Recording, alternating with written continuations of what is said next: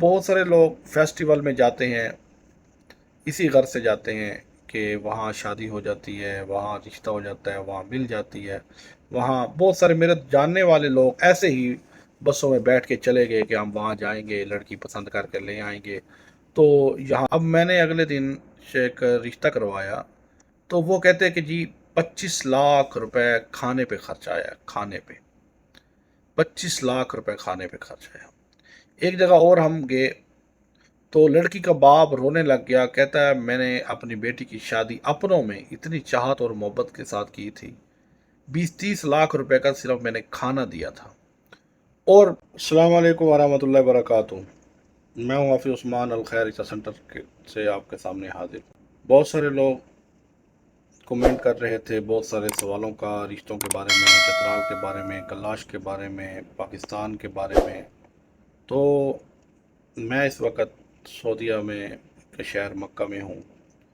تو سعودیہ کے بہت سارے لوگ رابطہ کر رہے تھے، کومنٹ کر رہے تھے، تو میں نے کہا سب کو ایک ساتھ ایک ویڈیو میں جواب دیے جائے، اور مختلف جو لوگوں کے خدشات ہیں، تو جیسے کہتے ہیں کہ کلاشی لڑکی سے شادی ہو سکتی ہے، مسلمان کی نہیں ہو سکتی۔ دوسرا، اس پہ خرچہ کتنا آ جاتا ہے، وہاں شادی کے ٹوٹل اخراجات کیا ہیں، کیا نظام ہے۔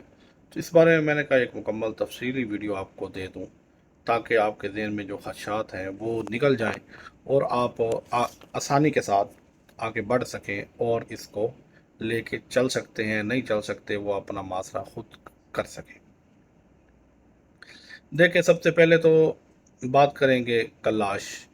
کلاش ایک انمول بھی ہے، خوبصورت بھی ہے، اور بہت کچھ ہے دنیا میں۔ انمول مذہب بھی ہے، انمول فیسٹیول بھی ہے، اور انمول خوبصورتی بھی ہے۔ اس جیسی نہ خوبصورتی ہے، نہ اس جیسا کوئی مذہب ہے، ٹھیک ہے؟ تو انمول یہ ایک چیز ہے، اور اس کے لوگ صرف پاکستان میں کلاشی قبیلے میں پائے جاتے ہیں، اور کہیں نہیں پائے جاتے۔ تو دوسرا اس میں یہ ہے کہ بہت سارے لوگ ان کی خوبصورتی دیکھ کر، کیونکہ آج کل جیسے سوشل میڈیا کا دور ہے، لوگ ٹک ٹاک پر، فیس بک پر، یوٹیوب پر ویڈیو بنا رہے ہیں۔ اسی طرح کلاشی قبیلہ بھی چترال میں، کیونکہ یونیورسٹی بنی ہے کلاشی قبیلے کی، اور لڑکیاں یونیورسٹی میں تعلیم حاصل کر رہی ہیں، اور پہلے جیسا ماحول ان کا نہیں رہا، تو وہ بھی کچھ تھوڑا سا ماڈرن ٹائپ ہونے لگ گئی ہیں، تو وہ ویڈیو وغیرہ اپنی چلاتی رہتی ہیں، اپنی فیسٹیول کی یا ادھر ادھر کی۔ اور بہت سارے لوگ فیسٹیول میں جاتے ہیں، اسی غرض سے جاتے ہیں کہ وہاں شادی ہو جاتی ہے، وہاں رشتہ ہو جاتا ہے، وہاں مل جاتی ہے۔ وہاں بہت سارے میرے جاننے والے لوگ ایسے ہی بسوں میں بیٹھ کے چلے گئے کہ ہم وہاں جائیں گے، لڑکی پسند کر کے لے آئیں گے۔ تو یہاں باہر کے لوگ، یورپ کے لوگ یہ سوچتے ہیں کہ ہم نے یہ ویڈیو دیکھی ہے، ہم میرے ساتھ کافی لوگوں نے رابطہ کیا کہ یہ ویڈیو میں جو لڑکی ہے اس سے ہماری ملاقات کرواؤ، اور اس سے ہماری سیٹنگ کرواؤ۔ بھائی دیکھو، آپ جب کہتے ہو نا اس سے میری کروا دو، تو وہ کوئی بھیڑ بکری نہیں ہے، کوئی گائے بھینس نہیں ہے، وہ ہم پکڑ لیں گے، لے آئیں گے، یا ہمارے پاس پیسہ اتنا ہے کہ ہم پیسہ پھینکیں گے وہ آ جائیں گے، ایسا نہیں ہے۔ وہاں شادی کس طرح ہو سکتی ہے؟ مسلمان پہلے تو یہ سمجھ لیں کہ وہ ان کا جو مذہب ہے وہ مسلمان نہیں ہے۔ تو لوگ آتے ہیں، لڑکیاں وہاں سے لے جاتے ہیں، پر وہ کس طرح لے جاتے ہیں کہ لڑکی راضی ہو۔ لڑکی اگر راضی ہے تو پھر نہ قبیلے والے کچھ کہتے ہیں، نہ والدین کچھ کہتے ہیں، لڑکی کی جو منشا اور رائے ہے وہی ہے۔ اسی طرح لوگ فیسٹیول میں جاتے ہیں، گھوم پھر کے آ جاتے ہیں کہ لڑکی مل جائے گی۔ لڑکی راضی نہیں ہوگی تو کچھ بھی نہیں ملے گا۔ ان کے قبیلے کی یہ ایک روایت ہے کہ لڑکی جب جوان ہو جائے وہ اپنے لیے ہم سفر خود تلاش کرے، چاہے وہ باہر کہیں کرے، یورپ میں کرے، پاکستان میں کرے، یا وہیں قبیلے میں کسی کو پسند کر لے اور وہ اس کے ساتھ چلی جائے۔ بس یہ ہے، یا آپ کسی کو لڑکی جہاں ہاں کر دے، بس وہی اس کا رشتہ ہے، وہی شادی ہے، وہ لے جائیں، وہ بس اس کا ہے۔ تو یہ سسٹم ہے۔ مسلمان اور کلاشی کی شادی اسی صورت میں ہو سکتی ہے کہ وہ لڑکا اس کو پسند آ جائے، وہ آپس میں ایک دوسرے کو پسند کر لیں، یا اگریمنٹ ہو جائے ان کا، آپس میں سیٹنگ ہو جائے، تو پھر وہ شادی ہو سکتی۔ باقی مذہب کوئی بھی ہو، جہاں پیار محبت یا کچھ ایسا ہو جاتا ہے تو پھر سب کچھ ہو جاتا ہے۔ تو یہ ان کا سسٹم ہے جو میں آپ کے سامنے کرنا چاہتا تھا۔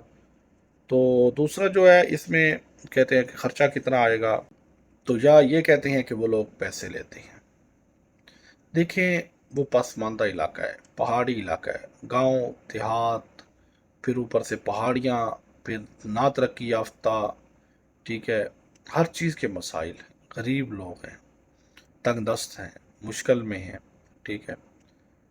تمہاری سال کی زندگی کی مشکلیں ان کی ایک دن کی مشکل شاید کے برابر نہ ہو۔ میں کہتا ہوں کہ شاید کے برابر نہ ہو۔ ہر روز نئی چیلنج، ہر روز نئی مشکلیں، ہر روز نیا سٹرگل، ہر روز نئی منزل۔ کل کیا ہوگا، کیسے ہوگا، آندھی آئے گی، کیا رہے گا، کیا نہیں رہے گا، سیلاب آئے گا، کیا رہے گا، نہیں رہے گا، طوفان آئے گا، رہے گا، کچھ نہیں رہے گا، کل چارہ ملے گا، نہیں ملے گا، کل کھانے کو ملے گا، نہیں ملے گا، کل رستے اون ہوں گے، نہیں ہوں گے، کچھ پتہ نہیں ہوتا، کچھ فیصلہ نہیں کیا جا سکتا وہاں پہ کہ کیا رہے گا، کیا نہیں رہے گا، ٹھیک ہے۔ یہ سسٹم ہے وہ۔ تو ایسی زندگی میں آپ جو شادیاں کرتے ہیں اپنے علاقوں میں، وہاں آپ لاکھوں روپے دیکھا دکھائی میں اڑا دیتے ہیں۔ اب میں نے اگلے دن سے ایک رشتہ کروایا، تو وہ کہتے ہیں کہ جی 25 لاکھ روپے کھانے پہ خرچ آیا، کھانے پہ 25 لاکھ روپے کھانے پہ خرچ آیا۔ ایک جگہ اور ہم گئے تو لڑکی کا باپ رونے لگ گیا، کہتا ہے میں نے اپنی بیٹی کی شادی اپنوں میں اتنی چاہت اور محبت کے ساتھ کی تھی، 20-30 لاکھ روپے کا صرف میں نے کھانا دیا تھا، اور ایک مہینہ بچی نہیں رہی طلاق ہوگی، وہ رو رہا تھا کہ اس کا کہیں کرتے۔ تو ایک تو یہ سمجھ لیں کہ بھائی اگر آپ ان پر خرچ کرتے ہیں یا ان کو سپورٹ کرتے ہیں یا ان کو اپنے نکاح میں لے لیتے ہیں یا سرپرستی میں لے لیتے ہیں، تو یہ بھلائی ہی بھلائی، فائدہ ہی نیکی نیکی ہے۔ دوسرا، پیسوں کا جو معاملہ ہے، اسلام میں بھی یہی ہے کہ جتنا شادی کا خرچہ ہو وہ لڑکے والا ادا کرے، لڑکی والا پہ بوجھ نہ بنے۔ یہ جہیز کو لعنت کہا گیا ہے، یہ رسم و رواج کو لعنت کہا گیا ہے۔ کس وجہ سے کہا گیا؟ اسی وجہ سے کہا کہ یہ اسلام کے خلاف ہے۔ تم اگر اسلام سے دور نکل گئے ہو، تم نے اپنی اور منزلیں اور دنیا اور مستقبل بنا لیے ہیں۔